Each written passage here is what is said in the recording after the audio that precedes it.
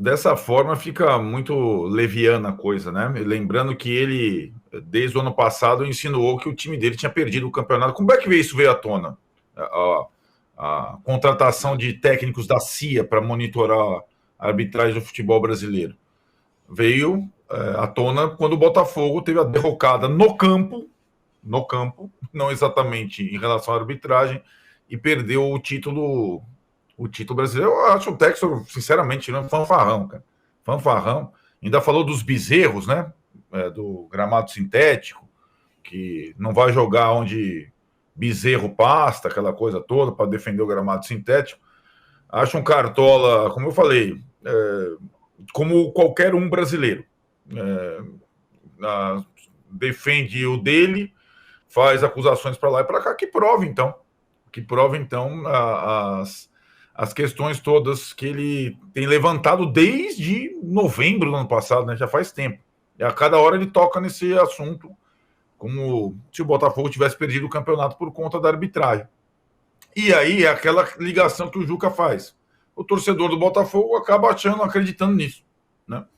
Perdemos o campeonato por conta do esquema de arbitragem. Então, prove, né? Prove curioso o que aconteceu. O Textor e começa acho a que reclamar. Desculpa, pode falar. Pode falar. Não, completo. E teve nesse meio de semana o time dele jogando com o Bragantino, vencendo, e agora pode se classificar para Libertadores com um empate aqui em Bragança Paulista. Até não é muito diferente, mas é um pouquinho. Libertadores Sul-Americana, até por conta da condução da arbitragem, eu não vou eximir a arbitragem brasileira, não. É a pior do mundo. Porque a intervenção do VAR no Brasil é a pior do mundo. A questão de arbitragem no Brasil, ela piorou demais com a introdução do VAR. Isso é claro, notório, né? Cada áudio que a gente vê divulgado de VAR, a gente percebe a falta de formação dos envolvidos nessa coisa toda. E quando você tem um jogo com condução de outro país, como foi o Botafogo e Bragantino, Libertadores, olha que é um negócio bem discreto, mas já tem uma outra dinâmica a coisa, o jogo, a dinâmica do jogo, o pequeno respeito ao jogo é um pouquinho maior do que nos torneios nacionais e tudo mais. Isso já deu para perceber em jogo entre brasileiros, do time do Textor com o time... Aliás, é uma coisa curiosa, né? Só o Bragantino e o Leipzig têm em comum aquela situação, né? São times que estão sempre no quase. E aí falta alguma coisa, talvez, da essência, né? Governados por empresas tal, e ficam quase sempre no quase, no meio da semana, quase, o time joga melhor, o time joga tal, e não consegue muito passar uma barreira da competitividade. O Bragantino vai ter agora uma chance de reverter o placar diante do Botafogo do Textor, no gramado natural, onde bezerro pasta também, e não onde tem substâncias químicas e artificiais, tem a chance de passar de fase. Mas no Campeonato Paulista, o Bragantino está melhor que o São Paulo, por exemplo, né? Tá. Em outra chave, né? Em outra chave, mas está classificado. Sim. Exatamente. É curioso que essa história do Textor, ele começa a reclamar de arbitragem no jogo lá, Botafogo e Palmeiras, em que o time dele teve um pênalti aos 38 minutos do segundo tempo. Era para fazer 4-1, liquidar o negócio. Duvidoso, liquidar o jogo, o Tiquinho perde e acontece tudo o que aconteceu. Bom, enfim. Bom, tem semifinal do Campeonato Carioca nesse fim de semana, Mauro. Fla-Flu. E do outro lado, Vasco e Nova Iguaçu. Duas coisas. Esse jogo esquisitão do Vasco ontem, que no fim das contas foi um segundo tempo horroroso contra o Água Santa, quase perdeu. Primeiro, se isso coloca o Vasco com as barbas de molho aí, apesar de estar enfrentando o pequeno das semifinais. E do outro lado, o Fla-Flu, e a pergunta que eu faço é: quem precisa mais chegar a essa final? É o Flamengo, que está devendo demais para sua torcida, Ou o Fluminense, que acabou de ser campeão de novo, levantar outra taça, em contrapartida não ganha um clássico há não sei quanto tempo. 11 jogos, mas é o Flamengo, né? O Flamengo que está sob pressão. O Fluminense é campeão da Libertadores. Se o Fluminense não for a final carioca, paciência. Ganhou os 2 últimos campeonatos, os 2 em cima do Flamengo. Depois de 2 anos que o Flamengo ganhou a final em cima do Fluminense, o Fluminense sai com ferimentos leves, eu acho. O que pode acontecer numa eventual derrota do Fluminense é uma discussão mais profunda sobre o dinizismo, que o dinizismo está sempre nos extremos, né? Ele ganha a Recopa, aí discursa e tal, parece que as pessoas começam a defender que não é muito mais do que uma proposta de jogo, é uma coisa meio ideológica, filosófica. Peraí, aí um exagero danado. E quando perde, como o domingo perdeu e poupou jogadores, aí vem a discussão que parte daqueles que, inclusive entre os tricolores, né, que questionam alguns aspectos da forma como o time joga, o time atua.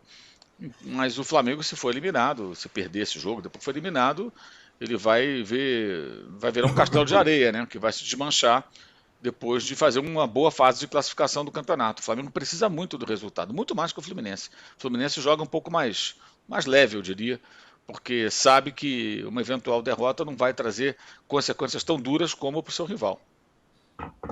Agora, o Flamengo está num melhor momento, né, Juca? Sem dúvida. Não, eu estava pensando ontem sobre isso. Eu acho o Flamengo é favorito para jogar contra qualquer clube no Brasil hoje, contra qualquer time no Brasil hoje. E para ganhar, claro que não vai ser sempre assim, e para ganhar com folga. O Flamengo montou de novo uma seleção. Tem um treinador que é bom treinador, como o Tite, e é favorito em todos os jogos que entrar. Eu vou ficar muito surpreso se o Flamengo. Não é que se o Flamengo não passar pelo Fluminense amanhã, se o Flamengo não for o campeão carioca, seja depois contra o Vasco ou contra o Novo Iguaçu, e depois, contra o Nova Iguaçu, e depois nas competições todas que tiver pela frente. Agora, vai ter o prejuízo das datas FIFA, né? Porque tem todos os seus estrangeiros ali, convocáveis para suas seleções e tudo. Vamos ver como se vira. Nós chegamos a esse ponto, eu não sei com quem, comentava com o Zé Trajano e com o Rodrigo Matos no Cartão Vermelho terça-feira. Nós chegamos a esse ponto. O Flamengo queria contratar o Maicon do Corinthians para ter um jogador de meio de campo que seja um jogador que cumpra ali a sua função, mas não corra o risco de ser chamado para uma seleção. Então você começa a escolher jogador que não te faça falta nas datas FIFA. Isso aí é chegar ao auge do paroxismo, né? Não, ele é bom, mas não é tão bom para ir para a seleção. Então nos interessa. Ô, Juca, é a vitória do mais ou menos, do jogador mais ou menos. É a vitória do jogador mais ou menos. Boa. Não, é fantástico. Pensa nisso. É uma coisa de doido se falar. Vamos contratar, mas. Não, esse vai para a seleção, é melhor não. Que história é essa da CIA com o Trextor? Ele trouxe o pessoal da CIA? Mas é uma brincadeira, né? Porque ele só pode ter um esquema de arapongagem. Ele tem a BIM paralela dele, entendeu? Nixon. Ele conseguiu levantar coisas. Agora, se for verdade, prestará um serviço ao futebol brasileiro. Agora tem que entregar, não pode ficar na garganta, tem que correr o risco. Vou lembrar, quando a gente fazia a revista Placar, corremos o risco, foram mais de 100 processos, uma chateação, mas denunciamos e demos todos os nomes, mais de 150 nomes envolvidos com manipulação de resultado da loteria esportiva. Árbitros, inclusive, cartolas, inclusive, treinadores, inclusive, jogadores, goleiros, inclusive. Né?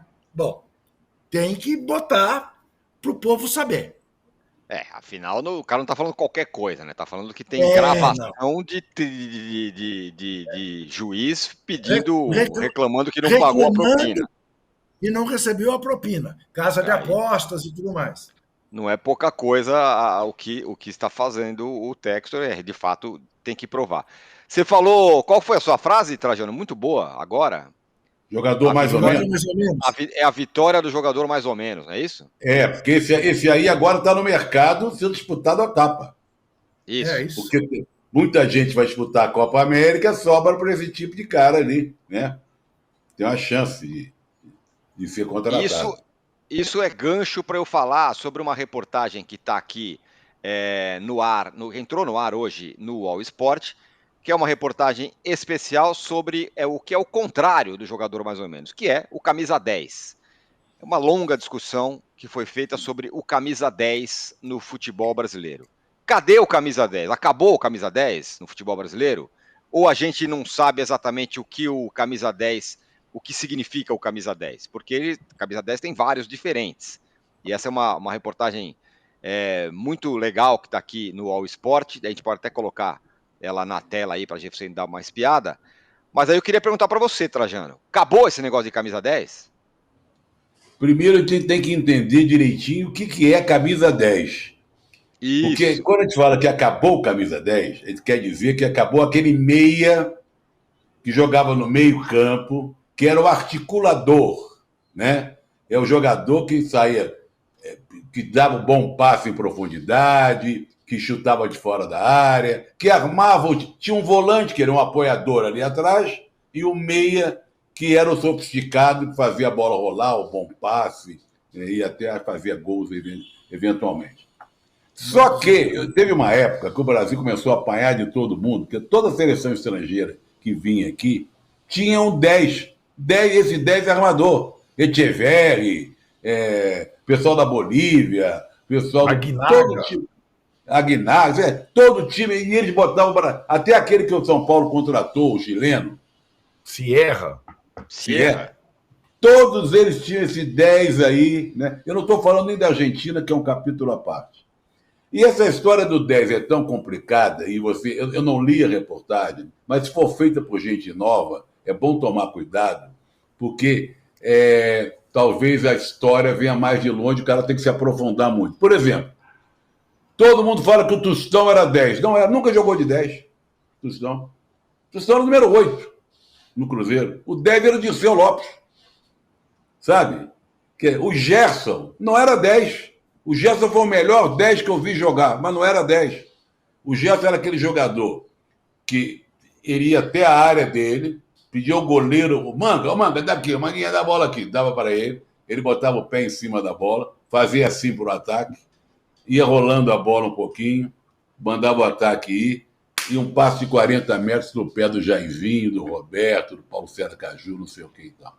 Então, 10 é uma conversa que vai longe. Teria que ter uns 3 postes de bola para a gente falar do camisa 10. Nem Pelé foi esse camisa 10 que talvez a gente se ressinta. Pelé era meia ponta de lança. Ponta de lança.